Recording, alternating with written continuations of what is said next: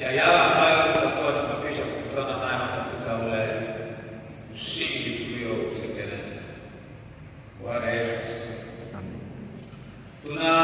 Tunaangalia mada inayosema asili ya mtu. Asili ya mtu. Maana ya asili ni kuna maelezo mengi, lakini mimi nimeweka sentensi kama mbili hapa ambazo ninazitumia. Sentensi ya kwanza ni mwanzo wa muonekano wa tabia ya mtu katika mfumo wa ujumla wa maisha ya mwanadamu. Ni mwanzo wa muonekano wa tabia ya mtu katika mfumo wa ujumla wa maisha ya mwanadamu. Chanzo cha mambo mbalimbali katika maisha ya mtu kuonyesha matokeo ya tabia nzuri au mbaya. Sentensi ya kwanza ni hiyo inayosema nini maana ya asili? Ni mwanzo wa muonekano wa tabia ya mtu katika mfumo wa jumla ya maisha ya mwanadamu. Chanzo cha mambo mbalimbali katika maisha ya mtu kuonyesha matokeo ya tabia nzuri au mbaya. Bwana asifiwe. Haleluya.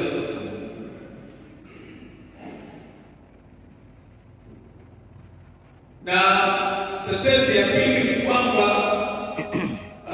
ni uumbaji wa tabia, mila, desturi na hulka ambayo mtu anaendelea nayo kwa maisha yake ya kila siku na kuugwa muonekano wa matokeo ya mtu mbele za Mungu na mbele ya jamii inayomzunguka. Hizi ni sentensi mbili ambazo mimi nimezitumia kuona maana ya asili. Ni mwanzo wa vitu mbalimbali. Tunapoangalia mwanadamu tunaona vitu vingi.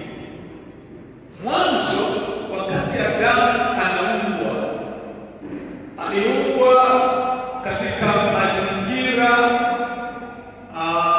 ya kujua mema. Hakujua upande wa pili wa mabaya. Alijua upande mmoja wa mema, na aliishi maisha haya katika bustani ya Edeni. Lakini katika haya maisha akafika mahali akashindwa kuyatimiza yale yaliyokusudiwa kuishi nayo. Maana kwenye bustani kulikuwa na mti unaoitwa wa mema na mabaya. Kwa hiyo akahiana kula mti wa mema na mabaya. Kwa hiyo kutoka kwenye tabia na mwanzo wa maisha ya mema akaongeza tunda jingine au mbegu zingine au tabia zingine ambazo ziliongezeka kwenye mema, akaongeza na mabaya. Kwa mwanzoni ilikuwa ni rahisi kuona vitu vizuri ambavyo Adamu amewekewa na Mungu, lakini baada ya hapo ikaanza kuonekana kwa damu jema na baya. Bwana asifiwe sana. Haleluya. Mtu mmoja alisomea Mwanzo sura ile ya kwanza mstari wa kwanza hadi wa tatu, nasemaje? Mwanzo sura ya kwanza mstari wa kwanza hadi wa tatu unasemaje?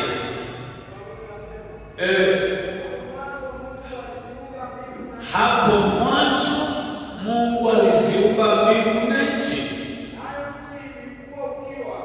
nayo nchi ilikuwa ukiwa tena utupu, na giza likawa juu ya uso wa vilindi vya maji. Mungu roho yake ikatulia juu ya hivyo vilindi vya maji. Mungu akasema iwe nuru, ikawa. Hiyo ni mstari inayoonyesha mwanzo wa vitu vingine ambavyo Mungu alikusudia viwepo. Somea mstari wa 24. Mungu akasema nchi na izae kiumbe hai kwa jinsi zake, wanyama wa kufugwa nacho kitambacho, wanyama wa mwitu kwa jinsi zake. Ikawa hivyo. Hapo ndipo tunaona mwanzo wa hivyo viumbe katika nchi. Inaonyesha kwa jinsi zake wakaweka kwenye mazingira haya ambayo yaliweza kuonekana kwa nafasi hizo ambazo zimekuwepo. Watakatifu, tunapozungumzia asili, hasa tunapomchukua mwanadamu, tukiacha vyanzo vya mambo mengine, tunataka kwenda kwa mwanadamu, kutaka kuiona, tunataka tuone tabia na muonekano wa asili ya mtu katika maisha yake ya kila siku. Tabia na muonekano wa maisha ya mtu ya kila siku, yani life experience ya mtu, yale maisha yake ya kila siku. Nini unapendelea kufanya? Vitu gani unaishi nao? Vitu gani vimetengenezwa, vimeumbika kwenye maisha yako kama sehemu inayokutafsiri wewe kwa mazingira yako ulionayo. Kwa sehemu mtu anaonekana, kwa sehemu kubwa anaonekana na vitu ambavyo pia vinaweza aidha vikataja eneo uliotoka au vikaonyesha viashiria ya kwamba wewe ni kabila gani. Bwana asifiwe. Haleluya. Yaani unakutana na mtu kadiri aidha unavyoongea au anavyofanya, hata kabla hajajitambulisha unaweza kugundua huyu ni kabila gani. Unadhani ni mtu wa kutoka Singida, huyo atakuwa maarufu, huyo atakuwa Makonde, baada ya kutambulisha hajakwambia, lakini namna ya jinsi anavyoonekana,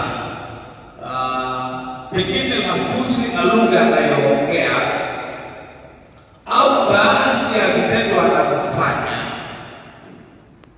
na wakati mwingine hata sura ya huyo mtu inatosha kuonyesha kwamba Kiswahili hiki cha mkoa. Bwana asifiwe. Haleluya. Leo nakisikiliza kidogo hiki Kiswahili cha mkoa.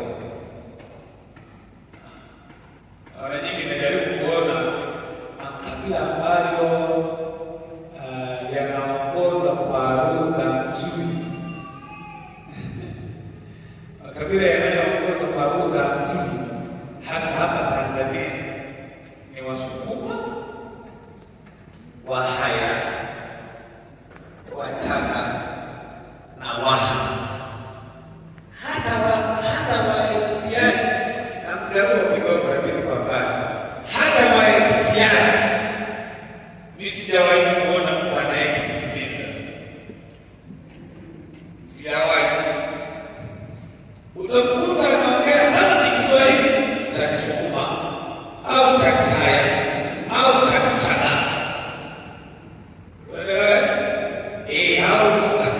Au cha Kichaga. Hizi ndizo hayo matatu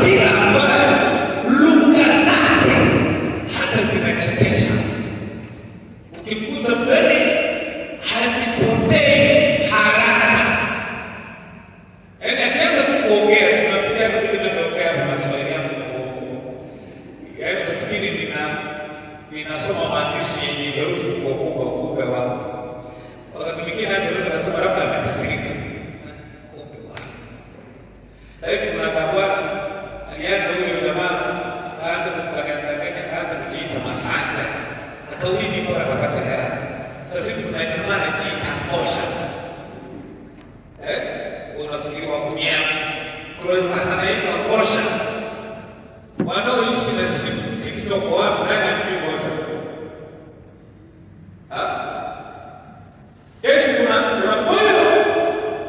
Kuna mionekano ya mtu ambayo kiasili sio rahisi kuifuta haraka. Wengine mpaka hata katembelea wanamuonekana fulani na makabila ambayo katembelea. Haijalishi kasoma au hajasoma. Aina kumkuta mtu wa hiyo kabila amevaa viatu vile. Hata ukihangaika. Yaani hata ukihangaika. Labda sema tu ukimuuliza kwa mazingira fulani anaweza kukushtukia. Akakwambia, baba yangu ina nani alafu mama yangu ni. Hata sasa hivi tunaambiwa kwa kichotara pia. Ambazo zinaonekana ni kama hazijulikani nusu ni Mkara, nusu Mhaya, nusu Msukuma, nusu Mjaluo. Kwa mfano, wewe umezaliwa baba yako ni Mjilamba, halafu mama yako ni Makonde, halafu ukazaliwa Chotara, sio? Na wewe ukaenda kuolewa na Mhaya, mwanao atakuwa kabila gani? Mama na makabila mangapi ndani? Ukashangaa mtoto anakuwa kabila gani? Ni zaidi ya Chotara hiyo. Bwana asifiwe. Haleluya. Kwa hiyo tunapotaka kuangalia muonekano katika maisha ya mtu ya kila siku, tunataka kuangalia kuna vyanzo vya vitu mbalimbali katika uumbaji ambao Mungu alifanya, akatengeneza namna ya mgao wa giza, namna ya mgao wa nuru na vitu mbalimbali, nchi kavu, wanyama, mimea na vitu vingine. Vina mwanzo wake na namna vilivyoanza na vikatengenezewa na tabia zake za asili ambazo wale wanyama wanazo. Japo kuna baadhi ya wanyama wanaweza kubadilishwa ile asili yao. Kwa mfano, kuna wanyama wa kufugwa na wanyama wasio wa kufugwa. Lakini sasa hivi bado mnyama asiyekuwa wa kufugwa huwa tunafanya jitihada ya kubadilisha. Unakuta kanga anaishi mjini, badala ya kuishi wapi? Porini. Unakuta kanga anafukuzana na magari, anachengana na bajaji. Alipaswa akachengane na mcheche huko, lakini unakuta yuko mjini. Tunambadilishia tabia za kwake za asili za kuishi kule na tunabadilisha kufugwa. Japo kuna baadhi ya vitu ambavyo hata kama utamfuga, kuna tabia ambazo hawezi kuziacha.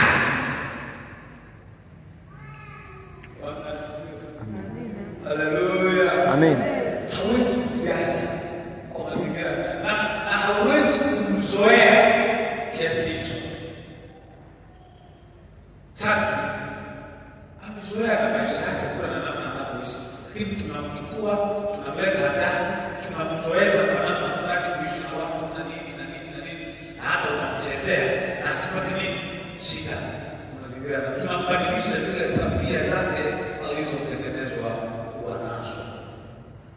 Lakini pia tunaangalia, tunaona namna mwanadamu alivyoumba. Mungu aliweka maelekezo katika maisha ya mwanadamu katika bustani ya Edeni. Lakini pia tunaona katika swala la anguko, mwanzo wa dhambi na adhabu ya kufa na mapokeo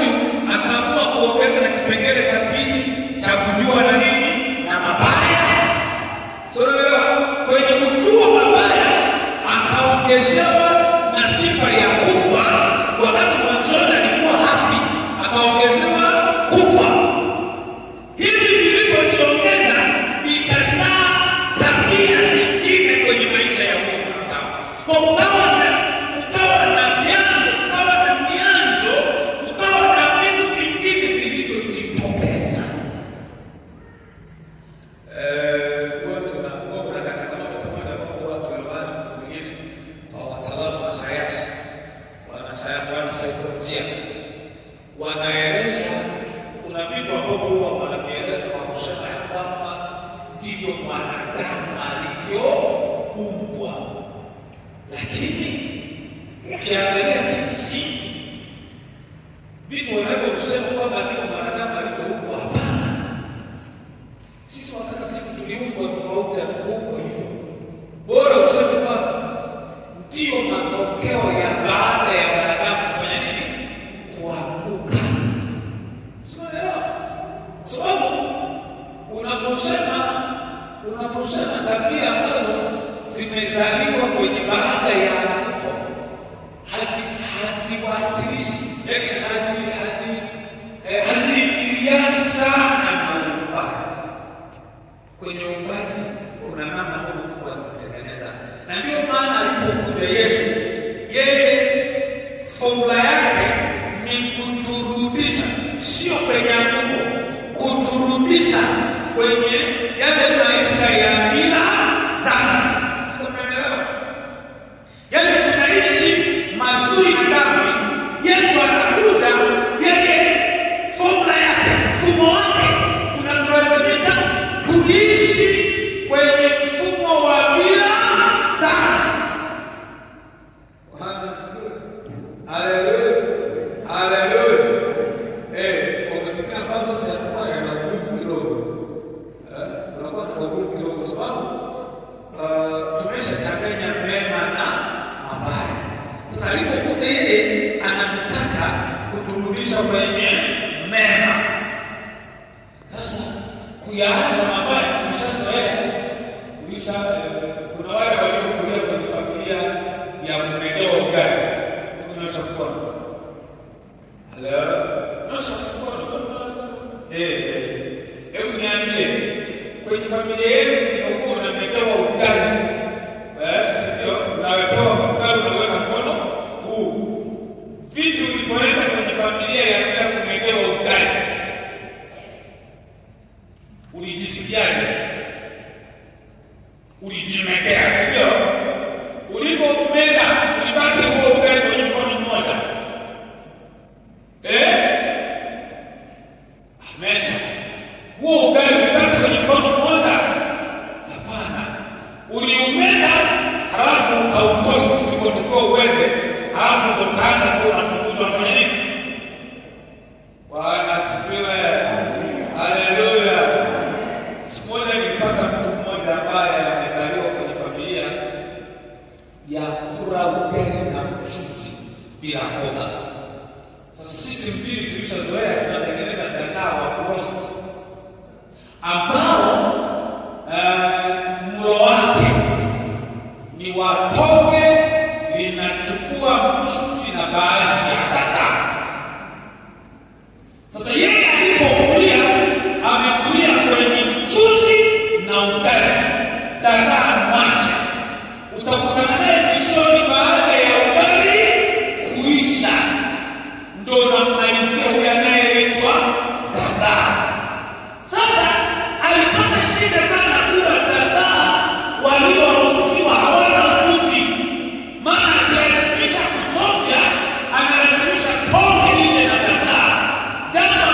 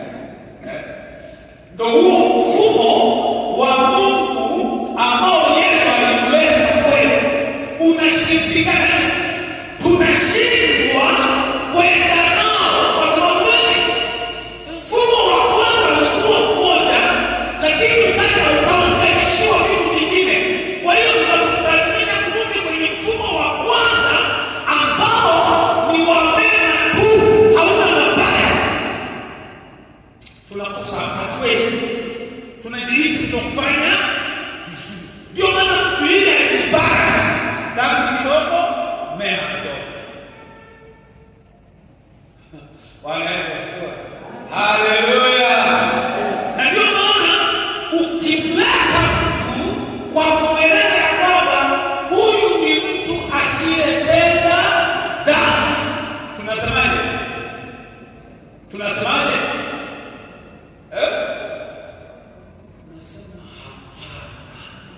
haumjui. Kwa nini? Maana mfumo wetu ambao tumeuzoea ni dhambi, mema. Dhambi, mema. Dhambi, mema. Na basi tulipogawana, mguu wa kushoto ni wa mabaya, mguu wa kulia ni wa mema. Si mnakumbuka hata Yesu alisema atawatenga wengine mkono wa kushoto, halafu wengine mkono wa kulia.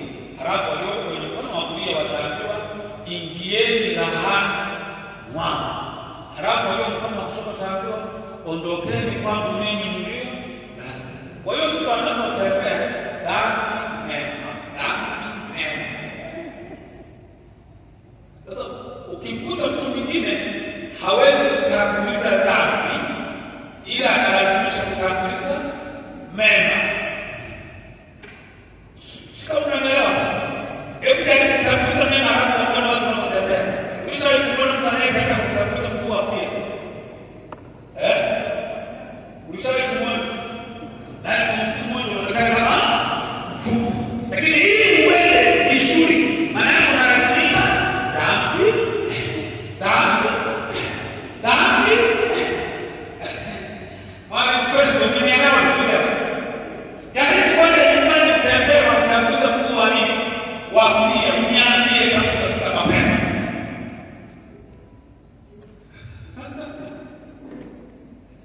Bwana asifiwe. Haleluya.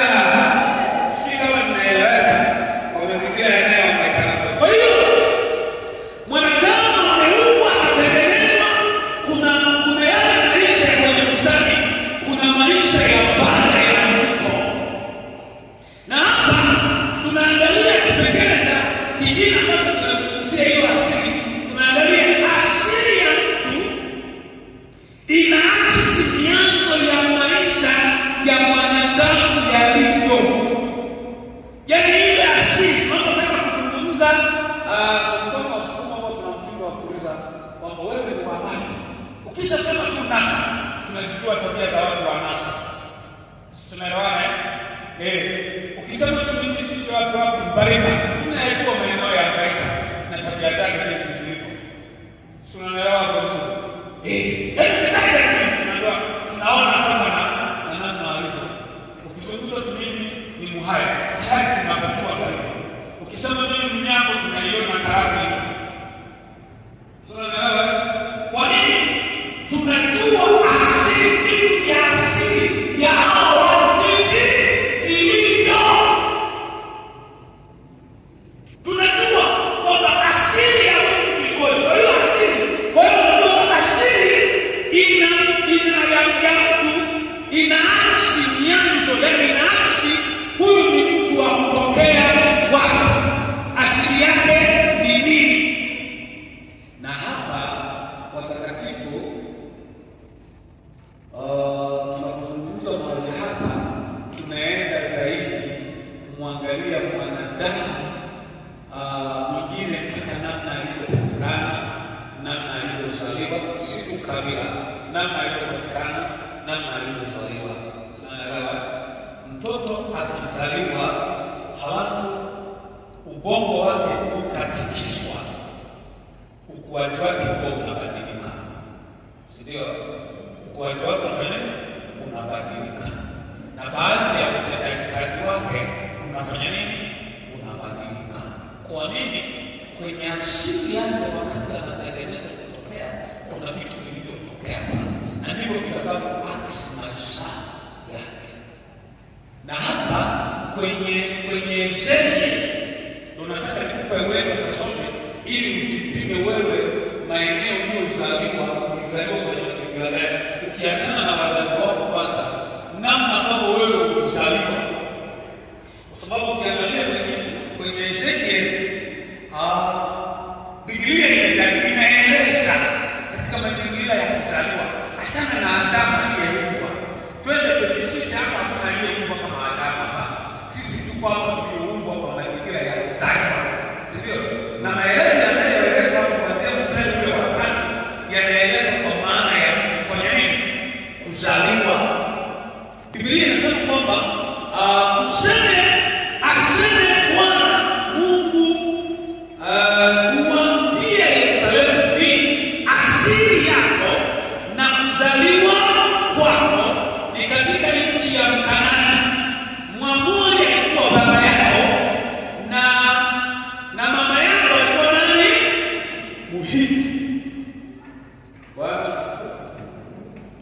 Hapo tayari tunampata mtu chotara. Bwana sijua. Tayari hapo tunapata chotara. Tunaelewa? Tayari tunapata nani? Chotara. Na hawa ndio tunaona kwamba waliozaliwa na Mwamori na Mhiti ndio ambao tunakwenda kupata mtu aliyechukuliwa kwao anayeitwa Ibrahimu, aliyezaliwa kwa Tera. Tera ndio aliyekuwa anatoka kwenye hiyo asili ya Waamori na Wahiti. Tunaelewa? Sasa ukianza safari ya kuwakuta Waisraeli kabla ya Tera, hapo kuna mzunguko wa vizazi vilivyopita mpaka kukutana na Tera, mpaka kukutana na Ibrahimu, ukakutana na Isaka, ukakutana na Yakobo, ukatembea kwenda mpaka unapokwenda kukuta wakiwa uhamishoni. Tunaelewa? Safari ambayo ilikuwa ndefu. Lakini bado Biblia inaonyesha kwamba tabia za babu zao za kwanza za Waamori na Wahiti ambazo zilikuwa za kuabudu miungu, bado hawa watu hivi vitu vilirudi kwao. Na ndio maana wakati mwingine mchungaji uko vizuri. Tunaelewa? Mimi ndio uko mko vizuri. Lakini ghafla kwenye watoto wako siku ulionao, mmoja anakuwa mganga wa kienyeji. Tena ambaye kwenye familia aliyekuwa anaongoza kukariri mistari ya nini? Ya Biblia. Wanakuja kwa mganga wa nini? Imetoka wapi? Turudi tumwangalie Masanyu. Tunaelewa? Turudi tumwangalie Masanyu. Masanyu kabla hajaokoka, wewe wazazi wako walikuwa wapi? Na kabla ya hao wazazi wako, hao wazazi wengine walikuwa wapi? Tunaelewa? Umeelewa vizuri? Unanielewa vizuri? Bwana asifiwe. Haleluya. Sababu unaweza kati ya watoto wanane waliozaa, kuna mtoto mmoja mbishi ambaye hujawahi kuona.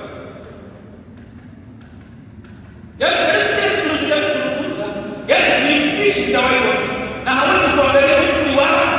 Ninaongea na ni mbishi. Hata kama unaongea na mbishi.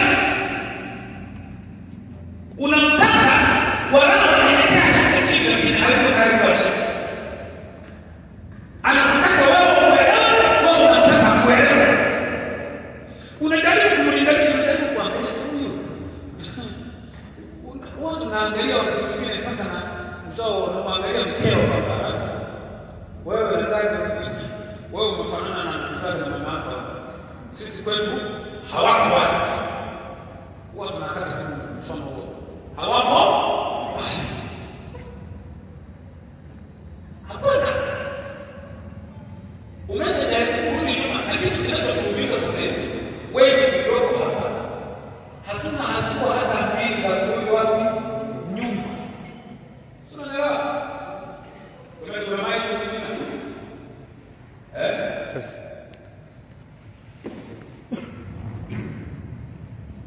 Hebu nipe maji mengine. Fanya mtihani kidogo. Kama maji kama kufanya mtihani mmoja. Mtu atakayefanikiwa kujibu vizuri na kupata aina na namna ya kuzungumza.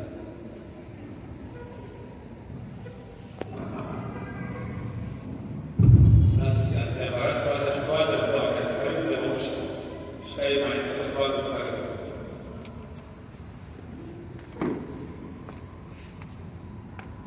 Babu yako anaitwa nani? Babu yangu anaitwa Maushi. Huyo babu yako alikuwa na baba? Ndio. Anaitwa nani? Ana sababu ndio. Sema ukweli. Sema kaka.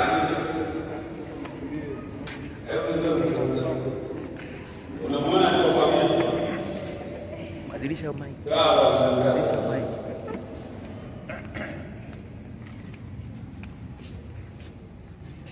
Wewe ni Msukuma. Mimi ni Msukuma. Kutokea Magu. Una baba. Na babu. Babu yako anaitwa nani? Tuende labda tuende upande wa baba. Babu yako kizaa baba anaitwa nani? Kizaa baba anaitwa Makungu. Huyo Makungu alikuwa na baba. Alikuwa na baba. Baba yake alikuwa na baba. Hapo tumemaliza. Alikuwa na baba. Alikuwa na baba lakini bahati mbaya sijampata.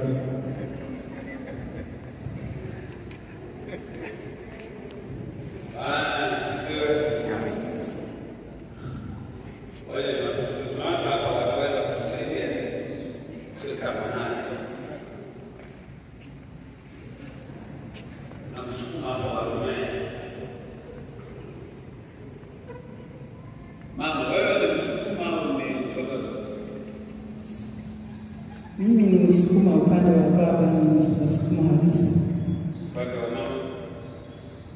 Upande wa mama, babu yake na mama alitoka Ukuriani. Babu yake upande wa baba. Ndio. Wewe una upande wa baba, una babu yako. Upande wa babu na babu Anaitwa nani? Babu anaitwa Misoji. Huyo babu anaitwa Misoji. Wasukuma tuko pamoja. Babu anaitwa mwanamke. Tunaanza kuona kitu kinakwenda. Huyo babu ana babu yake. Nilishia kwa babu yake na babu. Siwajui.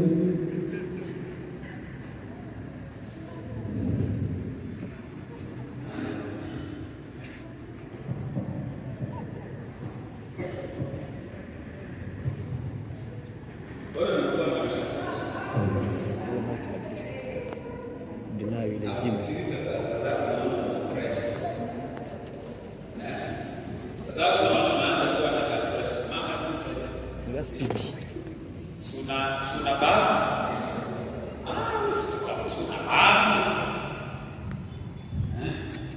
Suna babu. Anaitwa nani? Babu. Babu wa baba lakini anaitwa nani? Huyo Kamagi ana babu yake. Anaitwa nani?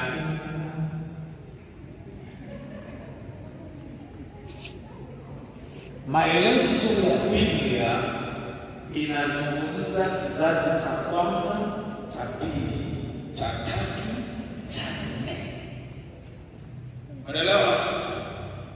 Lakini kwenye hii story tunayosema ni zaidi ya vizazi vinne.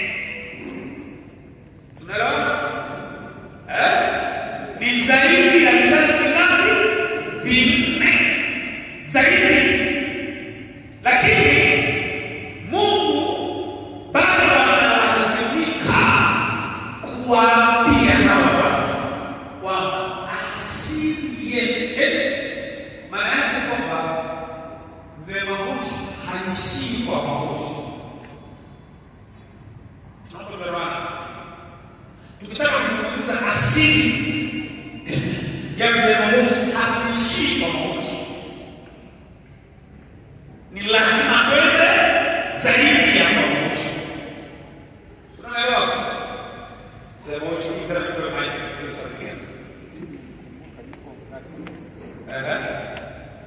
Babu yake alikuwa Ngata.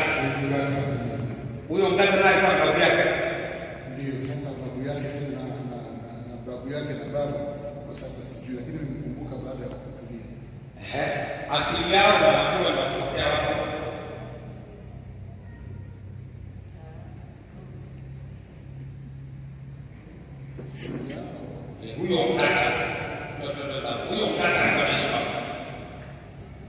wakati Shirima. Kwa ni Shirima. Kwa hiyo asili ya Ngata ni Kimba. Kwa hiyo babu yake na Ngata ni wanaishi wapi? Hapo sasa ndio sisi.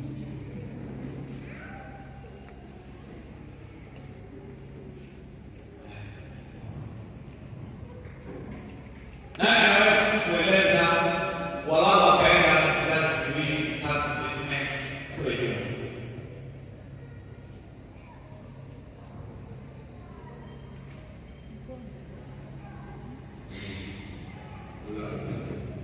Mtoto wa hakimu. Tueleze tuone. Karibu sana. Wewe anzia kwa baba alafu tupeleke kwenye moto unapanda baba. Alikuwa anaitwa Steven. Baba yake alikuwa anaitwa Utanamila. Baba yake na Utanamila alikuwa anaitwa Kengele. Baba yake na Kengele alikuwa anaitwa Mwasi. Nakomea hapo. Basi Mwasi alikuwa anaishi wapi? Karibu. Asili ya Mwasi Ni Wakuria.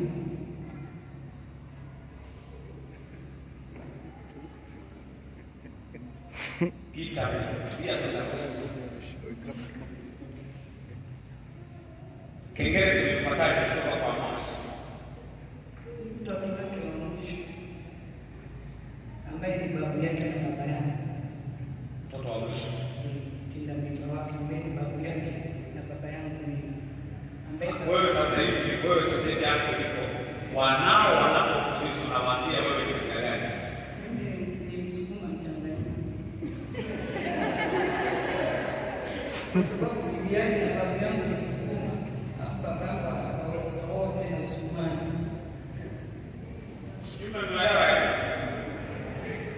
Hapo alipo yeye ni nani? Msukuma mchanganyiko. Lakini amekwambia mpaka anafika mwisho tunamuuliza huyo babu mwache akasema kabla gani?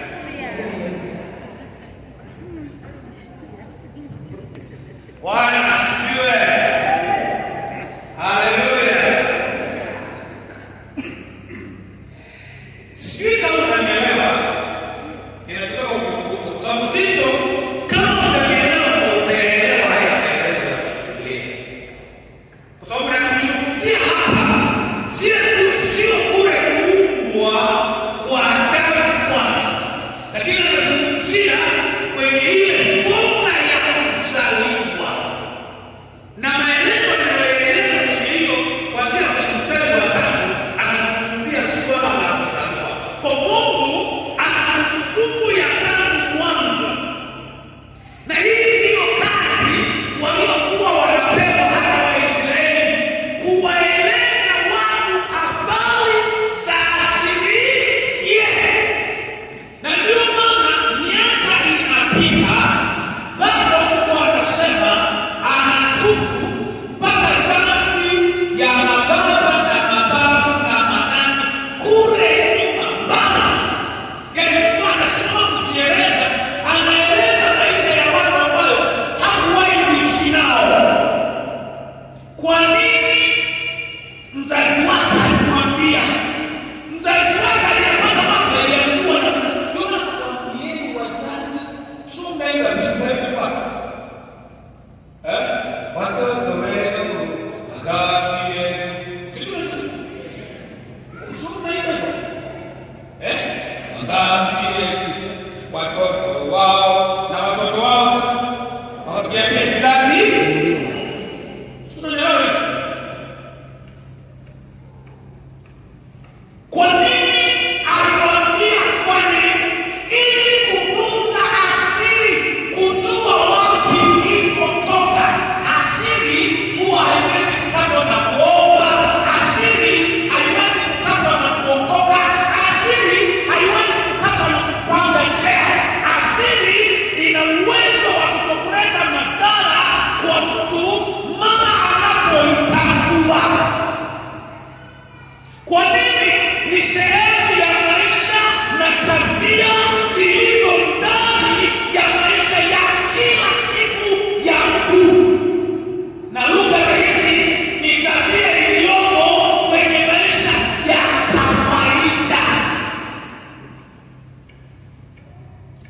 Ngoja nimuelekeze huyo swali hilo sasa wale kunalo ndio waacha. Niruhusu maulizo swali afu tumalize. Tutakutana kesho. Ndio. Bwana mteja. Bwana wewe ni kitei. Sasa baada. Wewe sasa. Saidi. Baka gani? Wao mnasalimiana.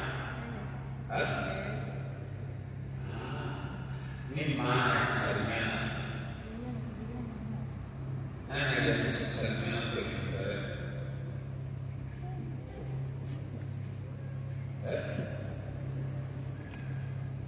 Wewe usizaliwa kutoka kusalimiana au kuuliza kwa kweli kusalimiana.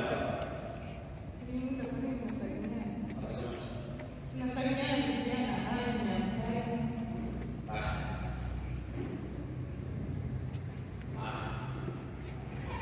Sababu unaweza kusema.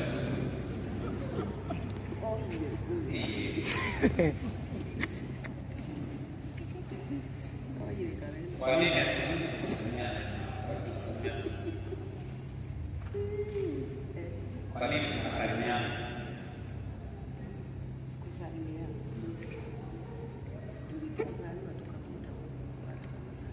Ulipokuta unasalimiana au kuuliza kwa nini mnasalimiana? Wanao wakikuuliza unawaambiaje? Mimi mliozaliwa na mama zenu, baba zenu bado wapo. Nendeni mkawauliza haya maswali. Nendeni mkawauliza maswali. Kila kitu kina chanzo chake. Basi wewe ukienda mbele za haki hiyo maswali ambao enda baby watu wanaomba kuuliza maswali watu wanaomba kwambie nasalimiana kwa kwa nasalimiana hiyo asubuhi mchana jioni tunasalimiana. Tuambie nini maana ya kusalimiana? Kwa nini hujui na unafanya? Sasa hivi kuna kampeni usiku umekazana kusema kwa nini tunasalimiana na haituje. Basi vile atafanyika kwa siasa sasa hivi. Atakuja kuuliza. Unakajibu.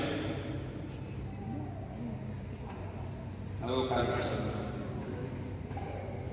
Subiri mtemo kushamba kutoa tunasalimiana kwanza ili kujuana hali moja. Lakini la pili, kwa lugha ya Wasukuma wakisalimiana ili kujuana koo. Kwa mfano, mimi kusalimiana Wasukuma kwa Wasukuma kwamba wangaruka wao ndio wangaruka wao au kishikini wanani aidha kwa babu kama yeye anakuzidi anakusalimu kwa babu yako, lakini kama ni namna nyingine unamwambia wimbo wako. Huo wimbo sasa ndio linatafasiri ya koo fulani kwamba hawa ni wapande fulani. Maana kusalimiana kujuana koo. Wewe unataka kutuambia ninyi wa Mahushi ni wa koo upi? Ni Wasia, ni Wakera, ni Wabungu, ni Wakwemba, ni Wakamba. Humo sasa nilijaribu kufuatia kukuta majimbo ya mengi. Nani walisalimiana hiza kwenye swala la tunapeleka kwenye asili lazima tunabaki sasa kwenye asili sasa. lazima sababu hao wanaoleta washi kwa kuelimu kuenda sana lakini tunarudi kwetu kwa sisi ni wana Bwana asifiwe. Wasukuma mpo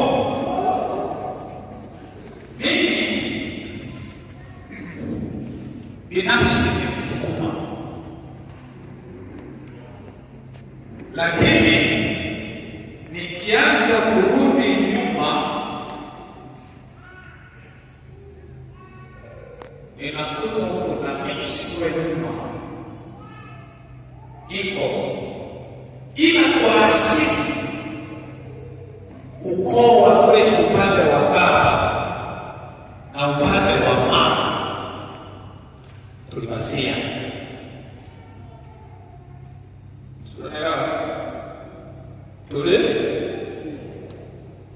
Ukikuta kwa mfano baba yangu hapendi sana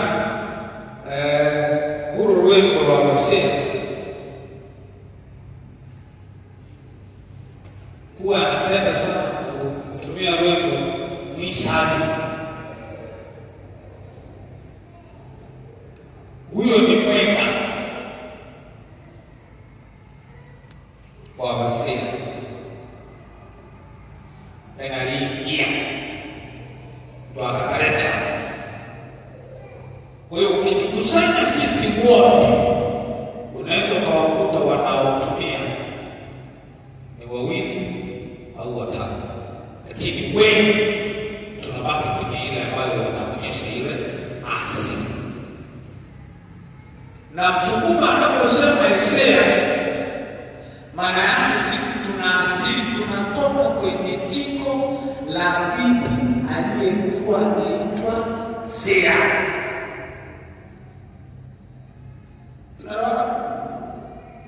Kwa nini Msukuma anaamini habari ya mwanamke? Sisi tulijiaminisha Wasukuma hivi, mwanamke ana uwezo wa kutunza ukoo kuliko mwanaume. Mwanaume unaweza ukadanganywa na kuiba mimba ya kwako, kumbe ya sokoni. Unaelewa? Lakini kwa mwanamke, hata kama mimba ni ya sokoni, damu ni ya mtu. Unaelewa? Kwa mazingira ya sokoni, ni rahisi mtoto wa mkweli kupewa upendo kuliko mtoto wa nani? Wa mweka. Super. Kwa sisi tulijiaminisha upande wa wanawake, kwa wanawake ndio walio na uwezo wa kutunza asili maisha na asili ya kwetu ambayo kutunza mwanadamu. Bwana asifiwe. Ndio maana tukachukua utambulisho wa nani? Wa mwanamke. Ukichukua utambulisho wa mwanamke, tunakuwa na uhakika wa taoriji. Atabadilika baba, yes, lakini mama anabaki kwenye nafasi yake. Lakini kwa baba kupotea ni kugusa mtu. Mimi naweza kukaa na watoto watano, kumbe wapangu ni wangapi? Ni wawili. Sio? Una watoto 7, kumbe wako kwenye wale 7. Labda mmoja au watano. Wale 4 sio wapangu. Kwa hiyo sisi tuliwaamini wanawake kwa nafasi. Japo tunawatambua kama mkosi. Japo tunawatambua kama mkosi. Maana ninapoamka asubuhi nikitaka kwenda kufanya mambo ya sana, sihitaji kukutana na mwanamke hiyo asubuhi. Na ninapotoka ndani, asili ya Msukuma huwa hawezi kumwaga mkawa. Na hasa anapokuwa anaamka kutoka kwenda mahali kwenda kufanya jambo, hata salamu asubuhi na wao hawezi kusalimia. Kwa Wasukuma anaamka kama anaenda kukojoa, ndio ameshatoka hivi. Unafikiri kwamba atapeleka kukojoa atarudi, labda atakuuliza ni maana mtu ameshikilia. Uelewa anakitu anaenda kufanya. Baadaye ukisikia kama mlango unafunguliwa, na baadaye ndio mlango ushatoka, ndio unafanya nini? Unaamka asubuhi, wewe mtu itaenda wapi kama hajarudi? Ameshaondoka. Ila akishatoka tunakuwa 2, 3, 4, 5, anakuja na mwanamke anarudi. Shafeli ya kufanya.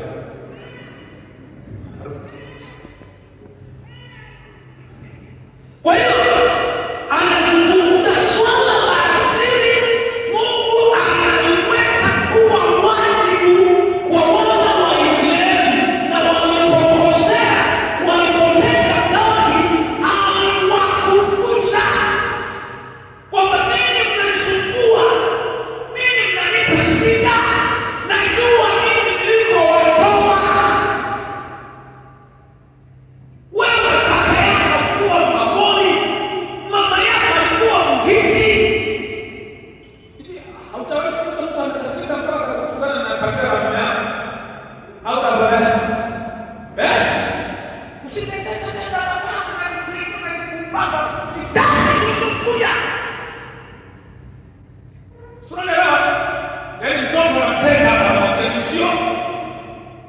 Unakuta mama baba anamtukana mtoto mpaka anataka kukamera na baba. Sasa anazungumza na wao, anazungumza na waonyesha namna ambavyo kutoka. Lengo lao ni nini? Ukipachungulia huko kwa waamuzi na wahiti, unawakuta tabia zao walizokuwa nazo na vitu walivyokuwa navyo. Ndio maana nakwambia kwamba kanuni ya Mungu anataka kuturudisha, sawa, anataka kuturudisha tutembee kwa kila mkono wa kulia kwenda kushoto. Sawa? Lakini kanuni inakoma. Kwa sababu gani? Tumezoea kushoto kulia, sio kulia. Sawa?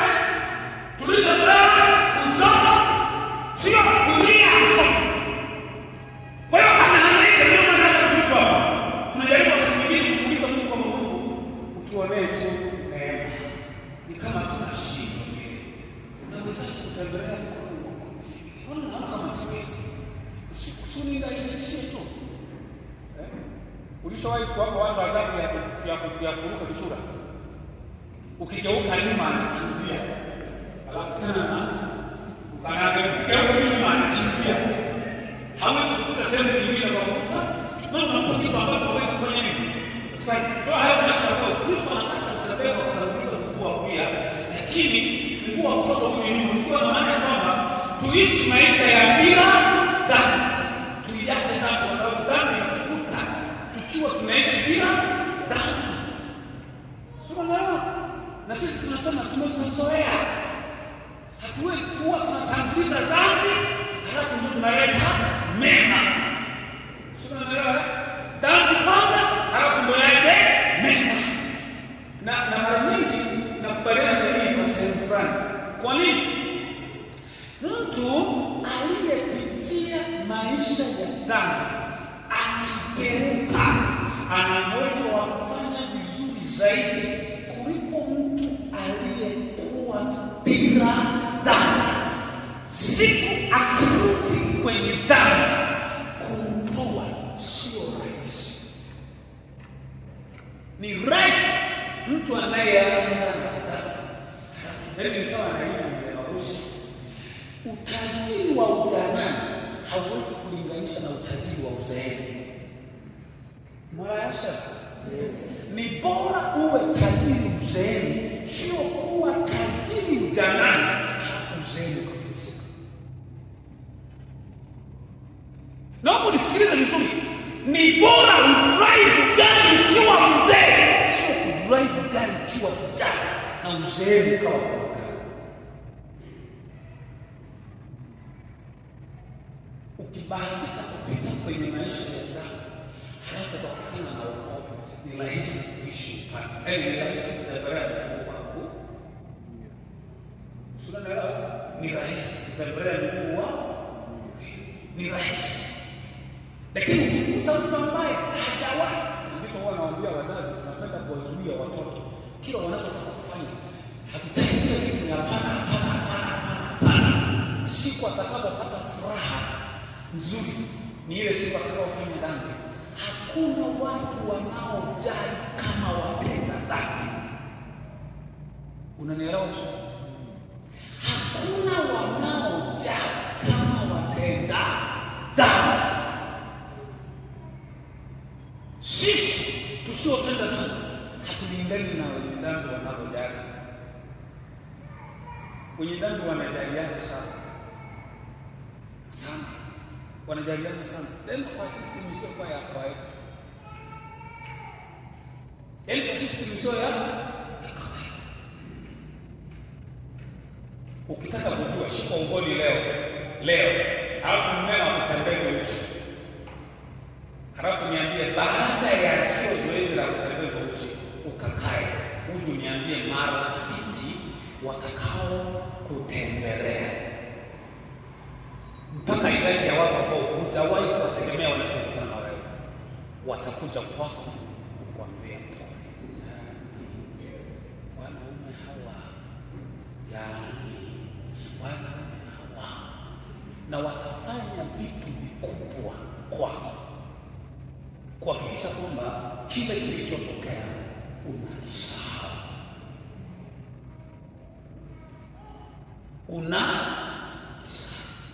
Ulishamuona mtu anayejisajili kunywa pombe? Kwamba huyu leo sasa ndo anaanza kunywa pombe. Kila anayefika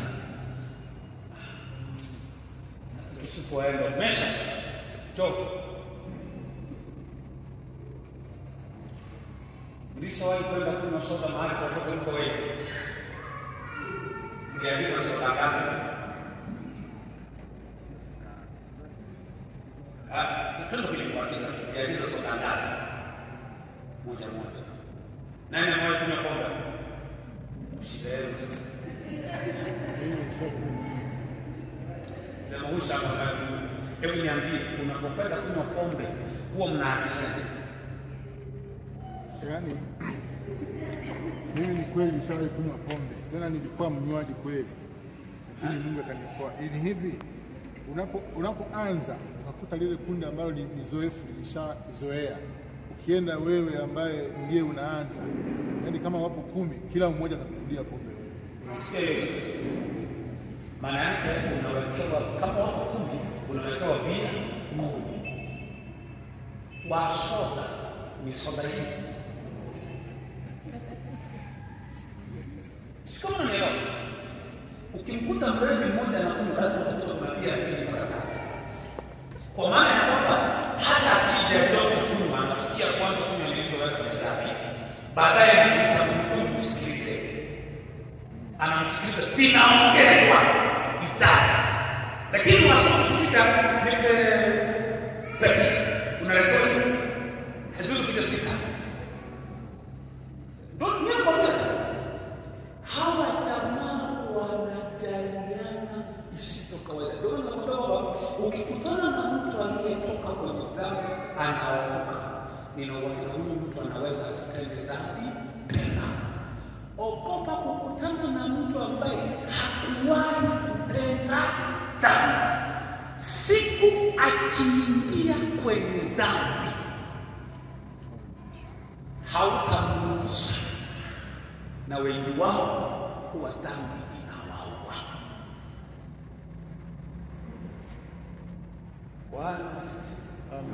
Naomba kazi ambayo utaenda kufanyia kazi kesho kija hapo utanipa maneno mazuri. Biblia inaeleza kwenye mstari wa 4, inasema hivi: na katika hali ya kuzaliwa kwako, siku ile uliyozaliwa, kitovu chako hakikukatwa, wala haukuoshwa kwa maji usafishwe, hukutiwa chumvi hata kidogo, wala hukutiwa katika nguo kabisa. Siku hizi naomesha eti zile vitu kwa mwanadamu kama maisha watoto kwa maosho. Kwa maosho. Nani aliyezaa mwaka 61? Wachana na waliozaa 80.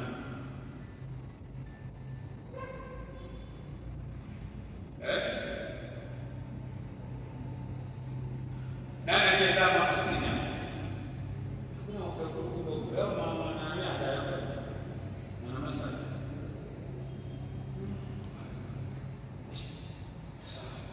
Kwa nini huwa mnajitahidi kutunza kitoto cha watoto? Kina faida gani? Ninyi mnaozaa, kwa nini mnajitahidi sana kutunza kitoto cha watoto? Huwa kina faida gani? Kwa kuwa tuko kanisani na nikipaka mimi mwana anachokia kwa nini huwa mnatunza kitoto? Mpe maiki. Kwa nini wanatunza kitoto?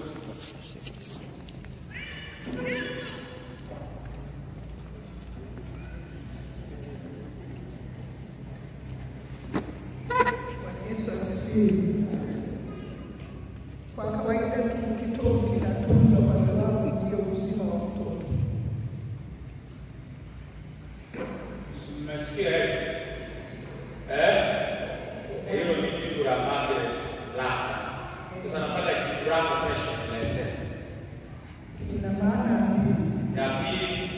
Ya kwanza ni kwa sababu ndio uzima wake. Cha pili ni hatari kwenye maisha yake kwa watu wengine, kama vile wanavyong'ang'ania kitovu mwili. Ukimzaa mtoto, wanawake wengi wanakuja kukwambia utalimuoka tu, moka kiwangu, kiwauliza kwa nini ndio mzani kueleza. Tapata shida. Kwa hiyo mimi ninajua neno moja tu, kwamba ni uzima wake na nywele za uchangani ni uzima wake. Kwa hiyo lazima kujilinda nazo. Hilo ni fungu. Kesho mtanipa majibu yake. Neema, mwanangu, kuna watoto wangapi? Uniletee maelezo yako. Kesho natembeza maji kwa kila mtu. Lakini napenda niseme kitu moja, kwamba pata muda sasa wa kufahamu wewe mpaka kwenye hiyo idea tulipofika. Jaribu kutazama mwanzo wako ulipo wewe, alafu jaribu usiende mbele sana. Jaribu kurudi nyuma, jaribu kurudi nyuma kwenda kule, alafu ndio baadhi ya vitu ambavyo tuliona kule nyuma, alafu viangalie kama vinaonekana kwenye wakati ulipo. Bwana asifiwe. Haleluya. Rudi nyuma, alafu viangalie vilivyo kule nyuma, alafu vipime pale ulipo kama vipo. Na karibu kila familia au ukoo wana kitu ambacho ni lazima mtu yoyote akisema mwana ukoo lazima ukione. Na hata akizaliwa mtoto huwa wanamtindo aidha shangazi au mtu yoyote ambaye mkubwa anasema kwenda kumwona wewe mtoto. Wanakuja kwa system ya kwamba tumekuja kubeba mtoto. Lakini leo wana ambacho ukoo wao yeyote wa ukoo wao hakosi. Yaani lazima. Kwa hiyo wakifika tu watambeba mtoto, watafanya nini, wakiona umekaa hapo sana wanakutuma. Wanakutuma ili ufanye nini? Utoke. Ukishatoka wanakagua. Wakishajiridhisha vikosa sana kwa raia baba. Wanaaga na wakidanganya wao tena wakisha kujua. Wanaaga na baada hivi tutakuonyesha tunakusania. Tunaondoka wanaenda. Wakishafika kule kwamba vipi? Wale baba bali.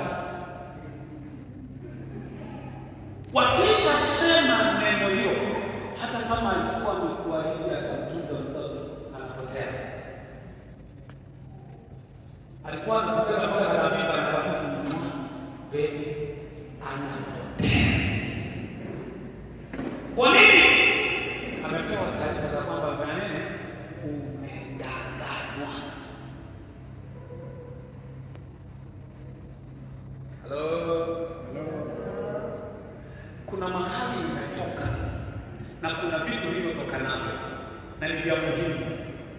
Tukimaliza msingi utaanza kuona vinafanyaje kazi.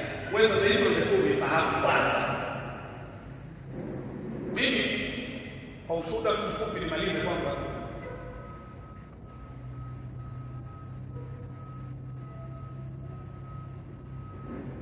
mimi baba yangu alijifunza kwangu kusoma. Akiulizwa maswali na watoto ananitafuta mimi. Na mimi ndio ninamjibu. Hata baadhi ya misamiati ya Kisukuma ananiuliza mimi. Na siku moja nilikuletea habari za familia yao, ya ndugu zao ambao hakuwahi kutusimulia hata siku moja. Lakini nilipomweleza aliniuliza swali moja, umeyatoa wapi? Unaelewa? umeyatoa wapi? Lakini ukweli tu, hata mzee Mahusha hapa ndio, ukinipa muda ninaweza nikakuonyesha kule mlikotoka. Muda sio mfupi, bora sio mrefu kiasi tunapofikiria. Tunaweza tukajua madam tu nikifahamu kwamba mliwasea, mliwatamba, mliwakoro, mliwanani, basi nitakwambia ukamba ya ndili ya maroha. Sonera urudihile ya ndili ya maroha ukamba wali wa mwanani. Sonera nitakuonyesha, na ni kama Biblia inapoonyesha kwamba Sham akamzaa nani, akamzaa nani, akamzaa nani, akamzaa nani. Sio unaelewa Biblia inaweza nani akamzaa, huyu alimzaa Peresi, Peresi akamzaa nani. Na ndio naona hata kwenye uandishi wa Biblia Mathayo aliandika kwa kufuata kanuni za Kiyahudi. Akaanza kueleza kuzaliwa kwa Yesu, akaanza kutaja. Kama alianzia kwa Ibrahimu, maana anaanza kwa Ibrahimu, anapata Yakobo, anampata nani, anaenda anatoka kwa Yuda, anaenda kwa nani, mpaka anafika kwa Yesu, anaenda kupata Obadia, anaenda kupata mpaka anaenda kufika kwa Yesu. Ndio Myahudi anafanya nini? So yote anayoyataja anafanya nini? Sisi leo hatutaki kufahamu habari hizi. Kwa hiyo una changamoto, kwa sababu kila familia ina tabia zake za asili. Kuna tabia zake tuzielewe baadaye tutakapoendelea kila na tutakapofika utaziona mwenyewe. Na wakati mwingine unaweza ukawa umeshindwa kufika unapotaka kwenda kwa sababu hauzifahamu tabia zenu. Ukizifahamu unatoka uliko unasogea. Usipozifahamu utapiga matai, kwa sababu tabia zingine zinahitaji kuabudiwa, zingine zinahitaji kafara, zingine zinahitaji sadaka, zingine zinahitaji kuenziwa. Wanaweza sio? Haleluya. Kuna Wasukuma wanaosalimia kwa kukusanya mkono, ni lazima. Marawana, kuna Wasukuma wanaopiga magoti kama Wazinza na Wahaya. Unajua hivyo? Kwamba kuna Wasukuma wanaosalimia kwa kupiga magoti, wanaume kama Wazinza na Wahaya. Akifika, unaelewa hivyo? Kuna wale Wasukuma ambao hawapigi magoti wanaume.